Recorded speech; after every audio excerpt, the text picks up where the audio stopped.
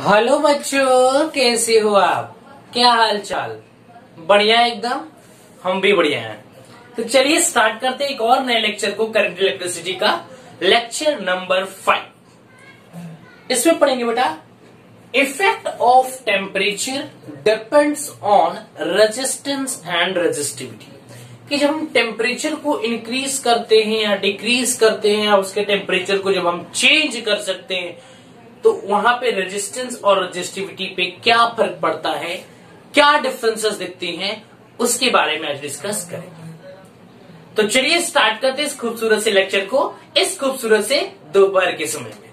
तो good morning, good afternoon and good night and good evening to all my dear students, जिस भी time आप मेरा video ये वॉच कर रहे हैं।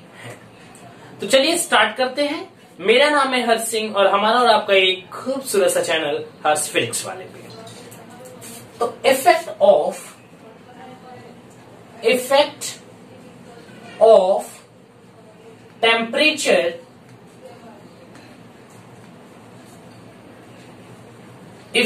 Of temperature depends on resistance and resistivity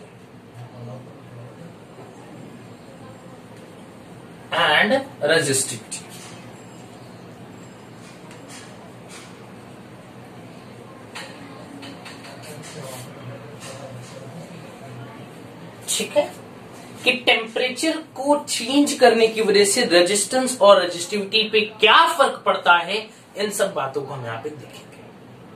सबसे पहले अगर मैं पूछ दूं बेटा कि रेजिस्टेंस का फॉर्मूला क्या होता है, तो R is equal to ml upon NE square tau, that is the formula of resistance. ठीक है, that is the formula of resistance. Clear है बच्चों? Where m is the mass of electron, L is the length of conductor,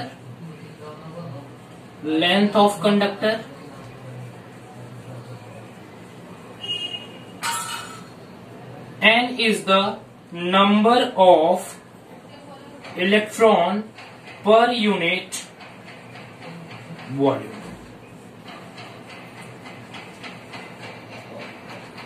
E is the charge on electron,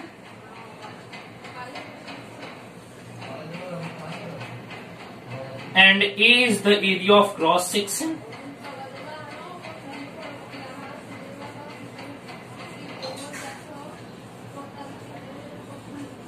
tau is the average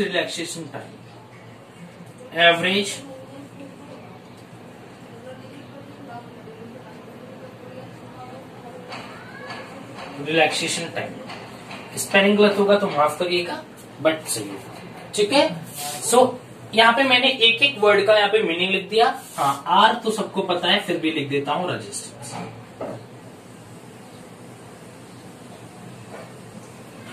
R is our resistance, M is the mass of electron, L is the length of conductor, N is the number of electron per unit volume, E is the charge on electron, A is the area of cross section, tau is the average relaxation time between the two collision।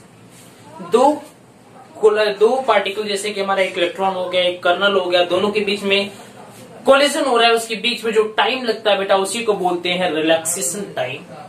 और average का मतलब है कि बेटा दो collision के बीच में अलग अलग सिचुएशन पे अलग अलग टाइम निकलता है। जैसे एक पे टाउ 1 निकला, टाउ 2, टाउ 3, टाउ 2, टाउ 4, तो dot dot dot tau n upon n, तो डिवाइड कर देते हैं, हमारा टाउ एवरेज निकल के आ जाता है, जिसको हम एवरेज रिलैक्सेशन टाइम के नाम से भी जानते हैं। क्लियर बेटा? हाँ, तो effect of temperature on resistance and resistivity. देखिए बेटा, टेम्परेचर की वजह से किसी भी वायर का रेजिस्टेंस इफेक्ट होता है। जैसे मान लीजिए, just suppose that is the wire, इस वायर के अंदर से करंट फ्लो कर रहा है, जब इस वायर के अंदर करंट फ्लो करता है बेटा, तो आपने क्लास 10th में एक टॉपिक पढ़ा होगा, heating effect of electric current. As we know that कि जब किसी भी करंट के अंदर इलेक्ट्रिक करंट फ्लो का किसी वायर के अंदर जब इलेक्ट्रिक करंट पास आउट करता है तो उस वायर का टेम्परेचर इंक्रीज हो जाता है। जब उस वायर का टेम्परेचर इंक्रीज इसलिए होता है बेटा कि इलेक्ट्रॉन कर्नल से स्ट्राइक करता है with the velocity of 10⁻15 metre per second. ठीक है, उसके बाद वेलोसिटी 0 हो जाती है, डुम डुम डुम डुम डुम, इलेक्ट्रॉन उसके अंदर दुम दुम लड़ता भिड़ता रहता है। इसकी वजह से वहां पे हीट जनरेट होती है, जिसको heating effect of electric current भी बोलते हैं। ये करंट की वजह से हीट का जनरेशन होना heating effect of electric current कहलाता है। क्लियर है बच्चों? तो आज हम पढ़ेंगे कि किसी भी वायर का रेजिस्टेंस या रेजिस्टिविटी वाकई में सच में इफेक्ट होता है ड्यू टू टेम्परेचर। इन सब बातों को आप नोट डाउन कर लीजिए फटाफट। पहले रेजिस्टेंस का फॉर्मूला लिख के ml_n² τ A। ठीक है बेटा, तो चलिए इसी चीज को मैं एक साइड लिख देता हूं और यहाँ पे आपके क्वेश्चंस को बाकी यहाँ पे आपको समझने की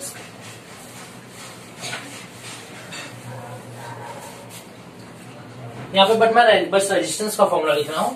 R is equal to ml/n e² τ A। Just wait बेटा, मार्कर का इंक खत्म हो चुका है, मैं थोड़ा सा इंक फिल कर लेता हूं। जस्ट वेट, मार्कर तो इंक पी ले। क्लियर बच्चों? तो R is equal to ml/n e² τ upon n e² τ। ठीक है, यहां पे मैंने सबका एक एक बार मीनिंग आपको पूरा बता दिया है। ठीक, ये हमारा रेजिस्टेंस का फॉर्मूला है। देखिए बेटा, ये जो हमारा ml/n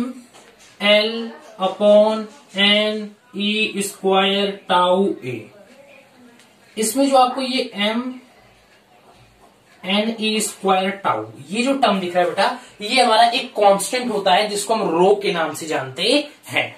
यहां से मैं आपको फील कराने की कोशिश करता हूं बेटा, रेजिस्टिविटी का टर्म आया कहां से।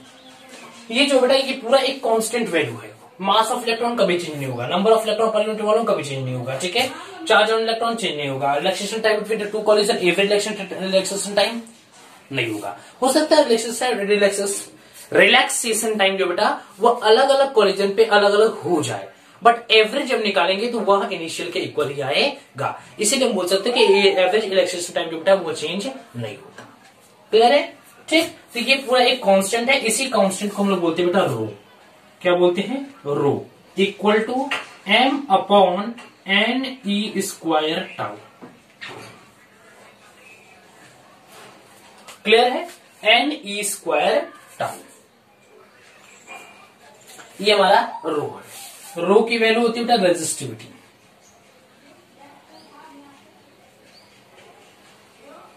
इसी रो को हम लोग बोलते हैं रेजिस्टिविटी। क्लियर है बच्चों? इसी क्या बोलते हैं? रेजिस्टिविटी। सो आप, ये हमारा वैल्यू थी R की, तो हम लोग लिख सकते हैं R is equal to rho L/A।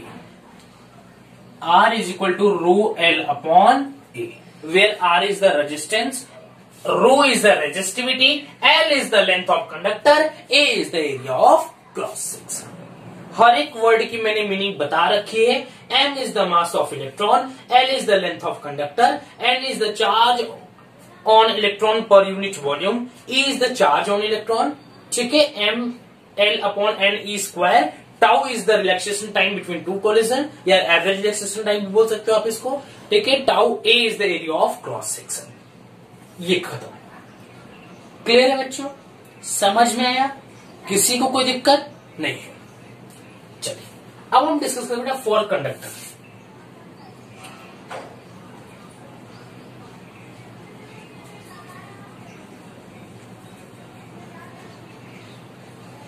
For conductor, ये बेटा मान लीजिए कंडक्टर का टेम्परेचर हम इंक्रीज करते हैं।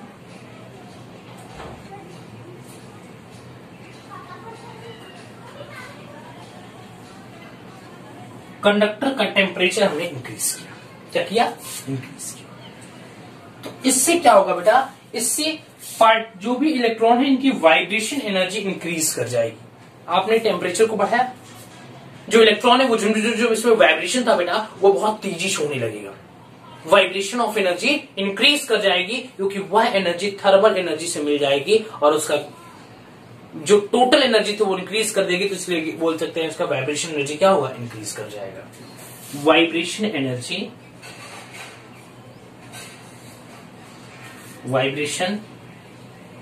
Energy increases.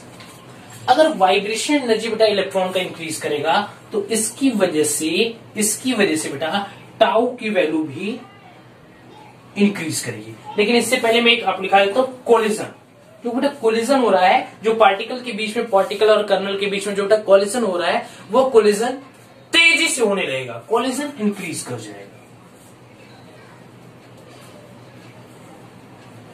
कोलिजन तेजी से होगा। जब कोलिजन बेटा तेजी से होगा तो हमारी टाउ की वैल्यू डिक्रीज कर जाएगी। टाउ क्या है, average relaxation time between the two collision. जब कोलिजन तेजी से होने लगा तो उनके बीच में समय कम लगेगा।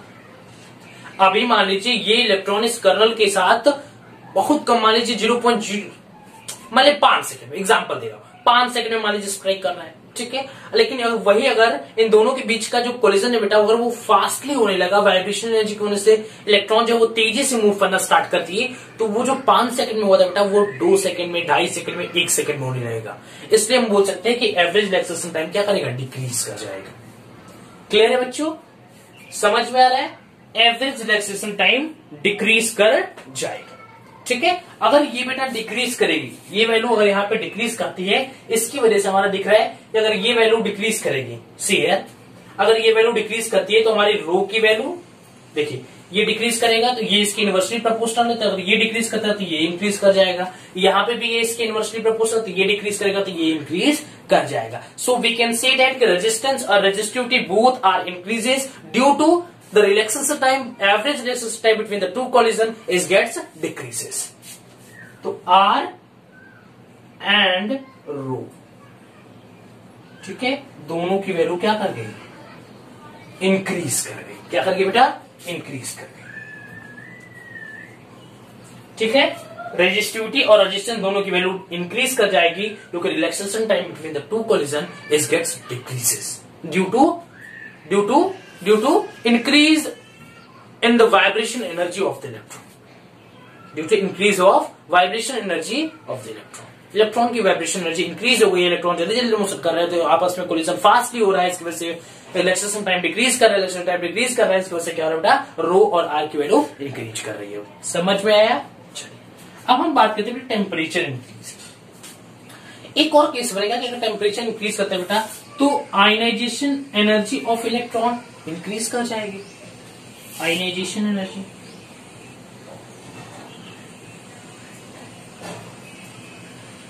Ionization energy increases. अगर आप टेम्परेचर बढ़ाते हैं तो आयनाइजेशन एनर्जी इंक्रीज कर जाएगी, इलेक्ट्रॉन बाहर निकलना चाहेगा, निकल नहीं रहेगा, ठीक है। जब बेटा इसका आयनाइजेशन एनर्जी इंक्रीज कर जाएगा तो क्या होगा बेटा, यहां पे हमें एन की वैल्यू इंक्रीज कर जाएगी, नंबर ऑफ इलेक्ट्रॉन बढ़ जाएंगे पर यूनिट वॉल्यूम पे। अगर ये वैल्यू बेटा एन की वैल्यू अगर बढ़ती है तो यहाँ पे आर और रो की वैल्यू भी क्या हो जाएगी,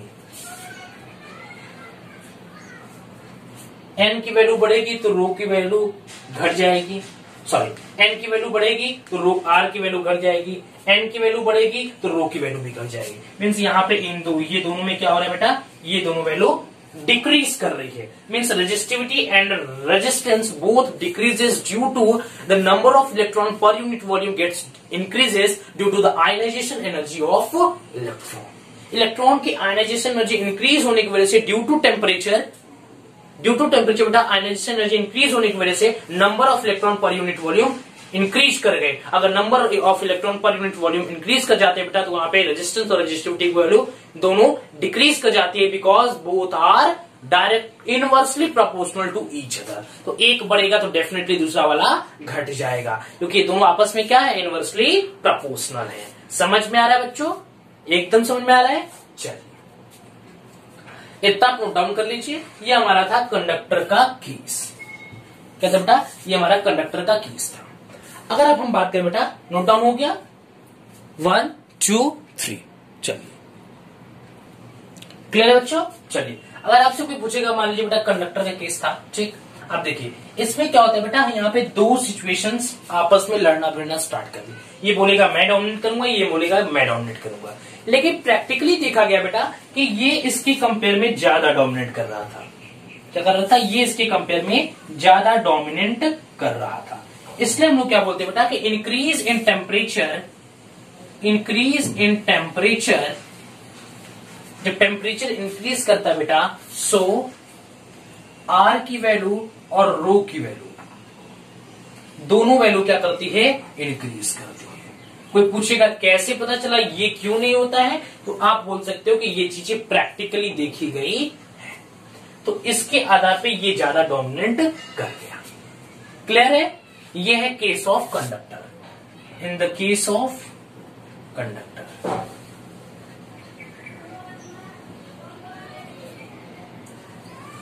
ठीक है बच्चों, इरेज करो, नोट डाउन कर लीजिए। हो गया? चलो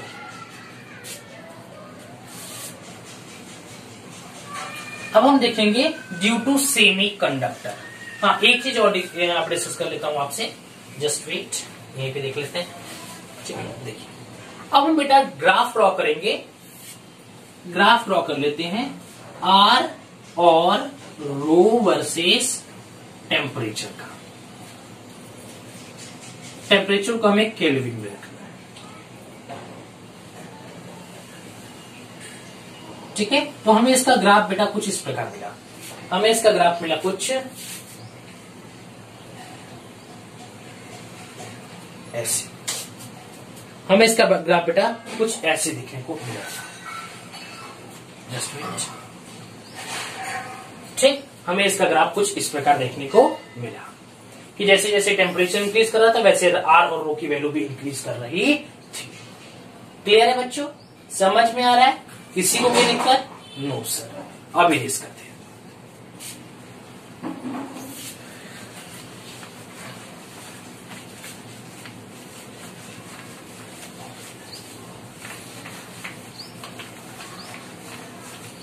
चलो अब हम डिस्कस करें बेटा in the case of for semi conductor, for semi conductor.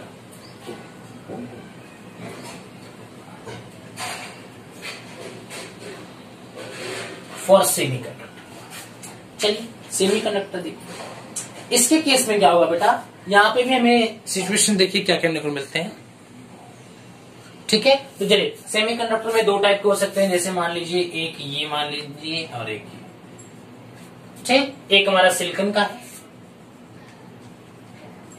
एक है जर्मेनियम, ठीक है। एक सिलिकॉन का हो गया, एक जर्मेनियम। क्लियर है बच्चों? तो इसमें बेटा सेम कंडीशन होगा, जब हम टेम्परेचर को इंक्रीज कराएंगे तो हमारा क्या होगा बेटा, यहाँ पे टाउ की वैल्यू क्या करेगी, टाउ की वैल्यू बेटा डिक्रीज करेगी। क्यों डिक्रीज करेगी? क्योंकि टेम्परेचर इंक्रीज करने की वजह से यहाँ पे वाइब्रेशन ऑफ इलेक्ट्रॉन तेज होने लगेगा। मतलब देखिए चल लिख देता हूं, vibration energy of electron, vibration energy increase करेगा। अगर वाइब्रेशन एनर्जी इंक्रीज करता है बेटा तो कोलिजन जो है, कोलिजन ये भी इंक्रीज करने लगेगा। अगर कोलिजन इंक्रीज करता है बेटा तो इसकी वजह से एक और सिचुएशन देखने को मिलेगा हमें, कोलिजन इंक्रीज करेगा तो tau relaxation, average relaxation time decrease करेगा। अगर ये डिक्रीज करने को मिलेगा बेटा तो आर की वैल्यू एंड रो की वैल्यू दोनों इंक्रीज करेगी। वैसे टेम्परेचर जब इंक्रीज करेंगे बेटा, जब हमने टेम्परेचर को इंक्रीज किया, ठीक है, जब टेम्परेचर को इंक्रीज किया बेटा तो हमें फिर से देखने को मिलेगा आयनाइजेशन एनर्जी, केमिस्ट्री वाला,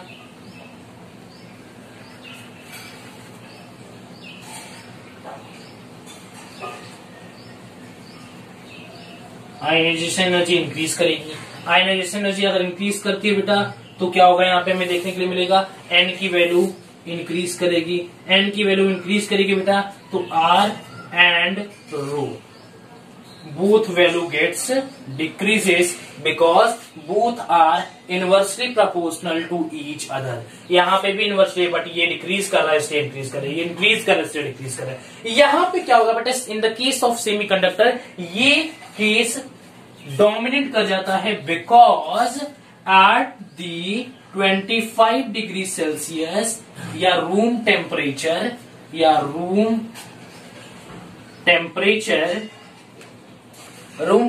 पे या 25 डिग्री सेल्सियस बेटा नंबर ऑफ एन की वैल्यू इंक्रीज करने लगती है, इसलिए ये क्या माना जाता है, सिग्निफिकेंट माना जाता है.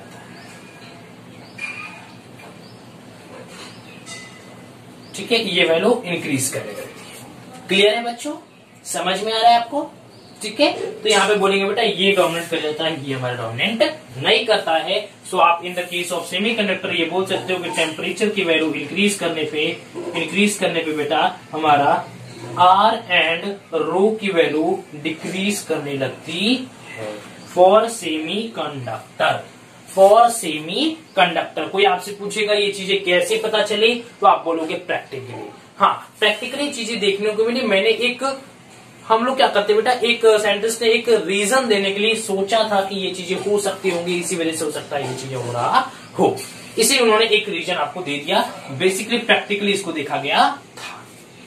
क्लियर है बच्चों, नोट डाउन कर लीजिए, इसको समझ में आ रहा है. चलो ठीक है, और इसके चलिए इरेज कर ले बेटा. चलिए यहाँ पे ग्राफ की भी बात कर लेता हूं आपसे. ठीक है, अभी तक मैंने ग्राफ की बात की है, इसलिए मैं इसकी कर लेता हूं. आर एंड रो, क्लियर है, आर एंड रो. और यहां है बेटा हमारा आर एंड रो, और यहां पे हमारा है, मान लीजिए यहां पे हमारा क्या दिया है, टेम्परेचर. मान लीजिए नहीं है, टेम्परेचर वर्सेस आर एंड रो का. टेम्परेचर को हम इंक्रीज कर रहे हैं, ठीक है, तो यहां पे हमें ग्राफ बेटा कुछ ऐसे देखने को मिलता है. ठीक है, टेम्परेचर की वैल्यू आप इंक्रीज करते हो तो आर एंड रो की वैल्यू डिक्रीज करते हैं. So this is the graph of semiconductor. When temperature gets increases then R and the value of rho gets decreases. Okay बेटा, रेस कर दो. समझ में आ रहा है आपको, चीजें समझ में आ रहा है. चलो नेक्स्ट देखते हैं बेटा, एक लास्ट है एलॉय का केस. एलॉय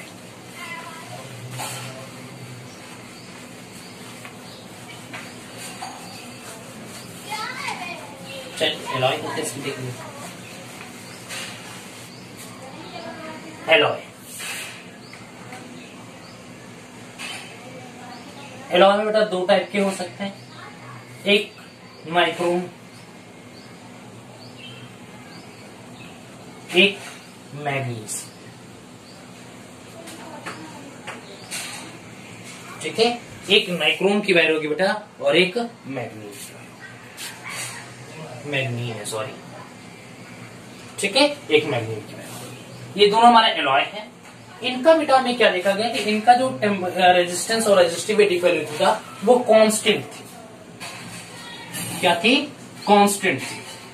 ठीक, इसी का यूज बेटा अक्सर हम लोग एक्सपेरिमेंट में करते हैं, क्योंकि ये टेम्परेचर की वजह से चेंज नहीं होते हैं, बट इनका भी यूज हम लोग वेरी हाई रेजिस्टेंस ऑब्टेन करने के लिए नहीं कर पाते, क्योंकि इन्हें लंबे लंबे जो वायर की नीड होने लगती है इनकी, वो काफी कॉस्टली होती है. इसलिए हम लोग कार्बन कोटिंग रजिस्टर की यूज करते हैं, जिसका लेक्चर ऑलरेडी यूट्यूब पे मैंने अपलोड कर दिया है, आप देख सकते हो उस लेक्चर को.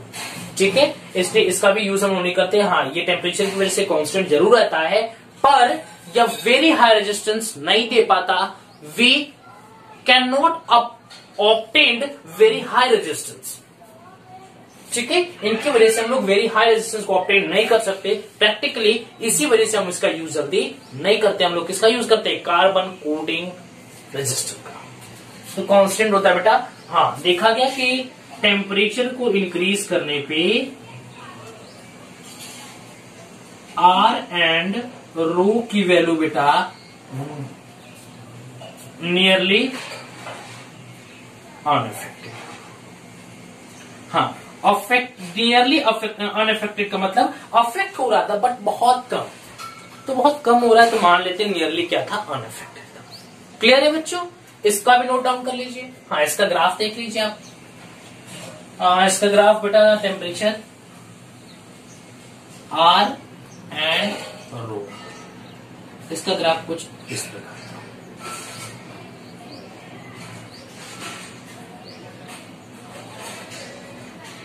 ठीक है। ये हमारा ग्राफ कुछ इस तरह देखेगा, ठीक है। या इतना डिजाइन बनाने की जरूरत है, बस ये ऐसे। क्लियर है बच्चों? ये हमारा ग्राफ हो गया R versus rho and temperature का, R and rho versus temperature. Clear है बच्चों? नोट डाउन कर लीजिए। हो गया? चलिए, तो बेटा इसके बाद हम लोग डिस्कस करेंगे टेम्परेचर कोफिशिएंट ऑफ रेजिस्टेंस। वहां पे हम कुछ वैल्यूज की बात करेंगे, कितना इफेक्ट हुआ, क्या हुआ, मेजरमेंट की बात करेंगे, मीन्स मैथ्स का यूज करेंगे बेटा। तो उन सब चीजों को मैं ठीक इसके बाद एक और वीडियो अपलोड करूंगा, आप उसमें देख लीजिएगा। तब तक पढ़ाई करते रहे, बने रहे हर्ष फिजिक्स वाला चैनल के साथ। All the very best.